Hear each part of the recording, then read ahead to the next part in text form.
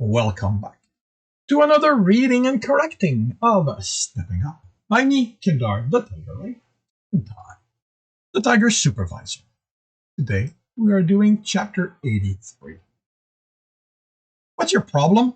Tibs demanded of Mez, grabbing his arm and forcing him to stop. Tibs, Jekyll said, tone sharp, you keep going. Me and Mez need to talk. Is this an appropriate place for such a discussion? Condar asked. They were halfway between the mountain and the town. It's better than once he leaves to go to his fancy house, and I can't get him to explain himself, he replied. Mez yanked his arm out of the grip. I don't have to fucking explain myself to you. He didn't move from where he stood.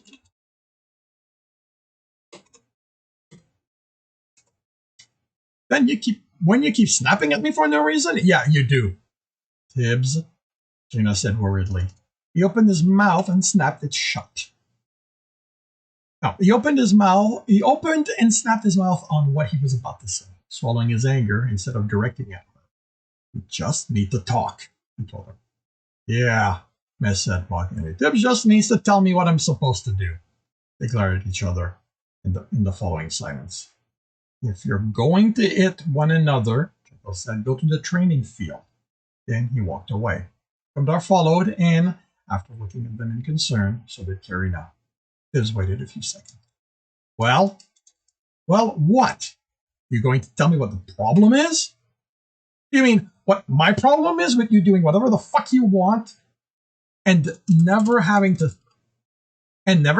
for it? What the fuck are you talking about? You get to have, Mez motioned to Tibs, everything you have, and it doesn't cost you anything. You steal and everyone treats you like you're a hero. You lie to everyone and no one gives a fuck. The surprise of the accusation kept Tibs from stopping the archer. Cost nothing? He said as Mez caught his breath. I nearly died each time. I burned, I starved, I went without sleep for longer than I can count. Just because you didn't see it, because you weren't there, doesn't mean it didn't happen. I don't lie any more than I have to.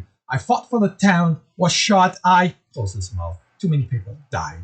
What were you doing while we were fighting for our lives here? Enjoying the best food, the best ale, your girl? I was trying to get back here. They snorted. All right, because you hate all those.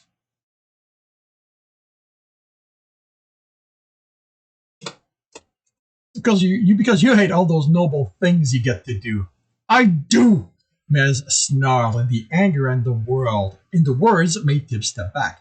The archer was shaking, his clothing smoking. I thought Tibs struck at a stone, died, and Mez made fist.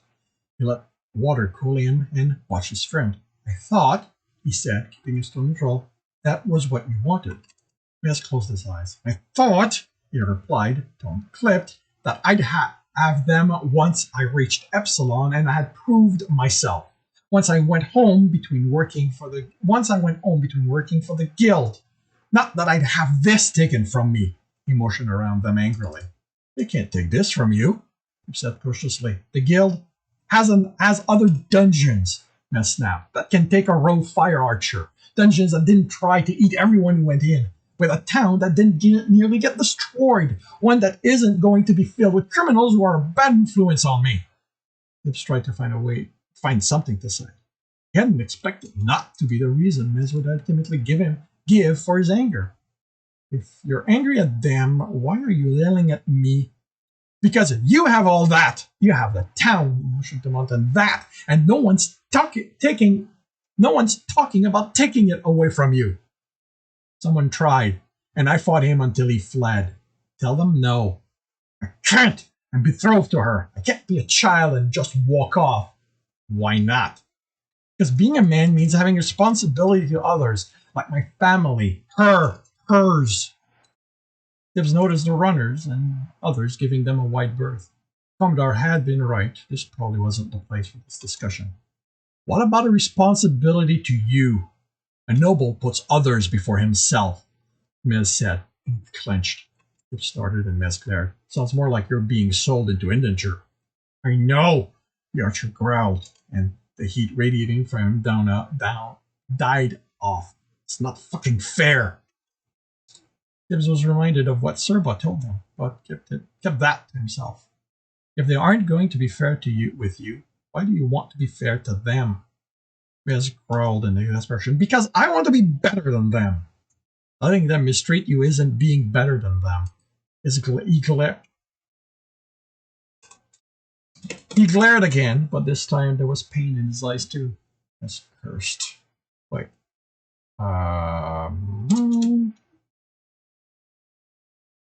Miz cursed. I don't know what to do. Jekyll gets into fights when he looks like you. The archer snorted. Jekyll gets into fight when he looks like The archer snorted. Jekyll gets into fight when he looks fine. That too. You can try getting drunk. He does that too. That's not a breath. Jekyll isn't exactly someone I should copy. Why not? Because he's the example our family keeps bringing up as a bad influence on me. Seems like that's the best reason to do what he does. His friends cracked a smile. It was pain, but it was an improvement. How about we head to the inn? I'm sure Krosef will have better advice than me. Don't sell yourself short, Tibs. But yeah, a drink sounds good right now. The argument with Maz and the following drinking with his friends didn't take his mind off what Stowe had done to him for as long as he'd hoped. So Tibs stayed busy to keep the images of Jackal pounding and Payan away. The way she melted on the floor after the explosion from Mez's arrow. How Jackal had been ready to hit the archer for having his revenge denied. Practiced sword fighting with Quigley, approached the Omega Rogues who'd survived their first runs, and offered his help with their skills. So they'd have. He practiced sword fighting with Quigley, approached the Omega Rogues who'd survived their first run, and offered his help with their skill. So they'd have an alternative to the guild, and spent hours showing those who accepted how to work. How did you not catch this double? How to work with locks and traps, borrowing them from the training ground. Because of the way the merchants only let him know of a theft he needed to look into, or how they included calculation to explain the amount they paid for the runner's help, Tibs had to spend time getting better with his letters and numbers. When he begged Karina to take care of that, she patted his shoulder and smiled, leaving him to decipher the small scribble that was how the herbalist had put down his letters. And every evening, under Jekyll and Krosef's supervision, Tibs channeled purity. The problem he experienced was how tempting it was to work ever harder so he wouldn't have to think about Stowe. That pain, the memories.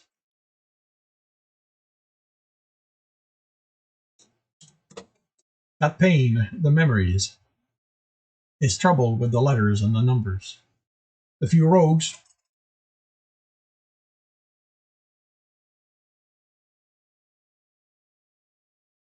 Okay.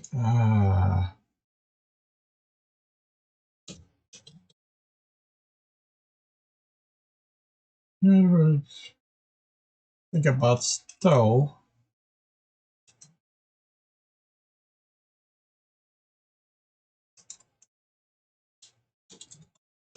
Pain. Oops. Pain, the memories. His trouble with the letters. Yeah, the problem is that this is not. Well, the rogues refused to follow his rules. Why shouldn't he work? Work was good. It helped the town, his friends, even himself. Of course, having to earn the meal he was served made sense. Coins weren't enough to show that. He should cut the wood for the oven, help move the crates when they were delivered. No, he couldn't accept just an ale just because someone was being friendly. He had to earn that too. And if the friend couldn't find something for Tibs to do, well, Karina just had to understand that Tibs would simply go parched instead. So he fought the urge to channel purity all the time and forced himself not to always work, even if memories intruded on those times.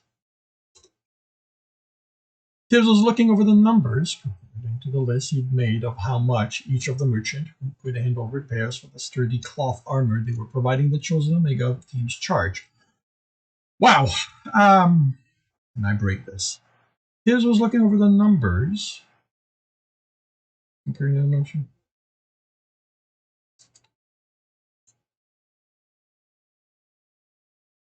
Each of the merchant. Comparing them to the list made. Yeah, no, I don't see how I can bring this. I'll leave that for the editor. He'd hoped to get Comdar to deal with this part, but in the 3 weeks since their run, singular, the cleric almost managed to vanish as soon as Tibs remembered to ask. He marked which of the merchant to ask, noting that he needed a guarantee on when they would be ready so the next team could have a full set in time. Helping the team survive was involving them running with damaged armor. Helping the team survive was involving them returning with damaged armor instead of dying and losing the armor. He decided he could deal with that price early on. He looked up as he felt Harry enter his sense. There was nothing around the inn that would require the guard leader to come into this part of the town, and it was quickly apparent the inn was his destination. Dawn wasn't there, so Tibs couldn't fool himself into believing the sorcerer was needed for some guild task. He motioned to the server with his empty tankard, then assembled the paper that had spread onto the table into piles based on what they dealt with, then put them away in the satchel Darren had provided him with. The papers were provided by the merchants in their messages. He rubbed the charcoal off those and wrote on the back of the pages when the merchant used ink. Harry's expression was dark as he approached the table. He stopped and looked at the surface, which was covered with charcoal dust. This needs to stop, Tibs. Why? Because you aren't in charge of protecting this town. I am. You mean the town you're willing to burn down if it suits the guild's need? He'd wanted to remain calm, but Harry's action, or lack of them, burned as nearly as much as Stowe's. You're too young to understand, Harry said through clenched teeth, that protecting the guild's asset isn't as simple as deciding one is better than the other. Each decision has consequences that must be weighed. It annoyed Tibs that Harry wasn't lying. He was nowhere near as skilled as the guard leader when it came to seeing the lies, but he'd gotten enough practice just listening to the runners in the inn to notice how a lie radiated out of someone's mouth as they spoke. It got so much that at times he had to shut down his ability to sense essence around him to be able to get some peace. Then isn't me taking care of the town one last consequence you have to worry about? He offered, unable to keep the smugness from his voice. Harry planted his hands on the table. This isn't how it works, Tibs. You're a runner. You do what the guild tells you, and I'm telling you to stop this. Tibs smiled, picking up his tankard. I'm a rogue. Doing what I'm told isn't all that interesting. He took a long swallow, watching the guard leader fume. This will not make you friends among the guild. Tibs shrugged. I don't think anyone's willing to let me, my friends, and my town fall victim to some... I don't think anyone willing to let me, my friends, my town, fall victim to someone like Sebastian is someone I want as a friend.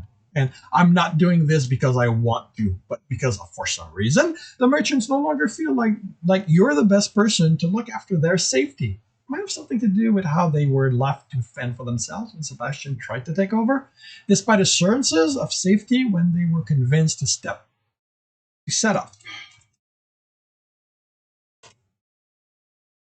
shop here.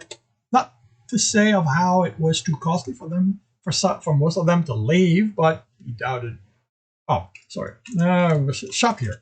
Not to say of how it was too costly for most of them to leave, but he doubted that fell under Harry's purview. I will throw you in a cell, Tibs, Harry threatened. Tibs smiled. Who's going to be left after the runs? Who's going to be left for the runs? Are there enough nobles to satisfy the dungeon? Because those are about the only ones not taking part in protecting the town. No, I will throw all of you in a cell. Okay. The dungeon, because those are about the only ones not taking part in protecting the town. Will the dungeon go back to eating everyone if he gets too hungry? How much will people be willing to pay if it's nearly certain they'll be eaten? Serena and Darren were responsible for the line of reasoning. Tibs had known that, as quickly predicted, Harry would try to stop them. But they were who had explained the economic reason he could use to keep the most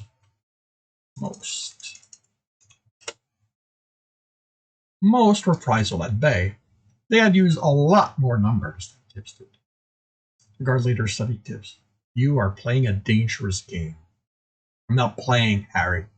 I'm doing what I can to make sure this town survives without you. This town can't survive without the guild. We survived Sebastian without it.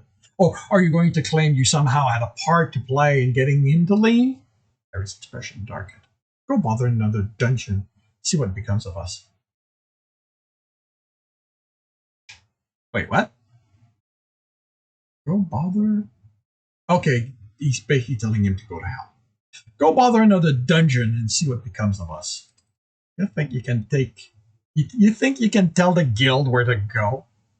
You know what to do to get rid of me, Tibs replied. That's what it'll take for me to stop. But if you want to help me, seeing how you probably aren't as busy as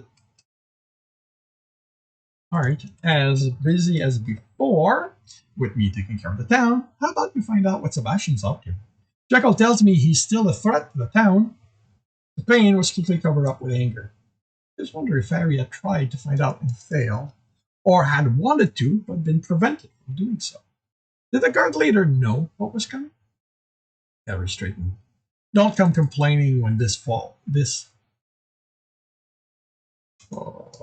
don't come complaining when this falls around you. Don't come complaining when this falls around you, Tibs. Tell Tyrania that the next time she wants to threaten my town, she can come do it herself.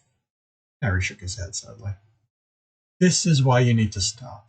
This wasn't a threat. It's my attempt at helping you. I'd have an easier time believing you, he replied flatly. If you'd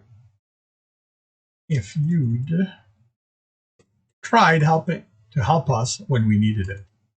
Again, pain crossed Harry's face, but instead of covering it, he turned and laughed. This knew Harry hadn't lied. Harry never lied, and there had been no light as he spoke, but he didn't care. He also didn't care that his words had hurt the man, a second person he knowingly hurt with his words, or in Stow's case, Michael. And unlike Stow, Tibs had no interest in making sure he smooth things over with the guard leader. He simply wasn't ready to smooth them with Stow just yet. And this concludes chapter 83 of Stepping Up. If you are enjoying this, please leave a like. If you want to support me, that's on Patreon. If you want to read the story for free, read the story for free, that's on Royal Road. If you want to support me, it's on Patreon, and you can read the story further ahead. If you want to watch me do these live, it's on Twitch every Tuesday morning, 8 a.m. Eastern Time. But note, the links are in the notes. And with that, I shall wish you a good day.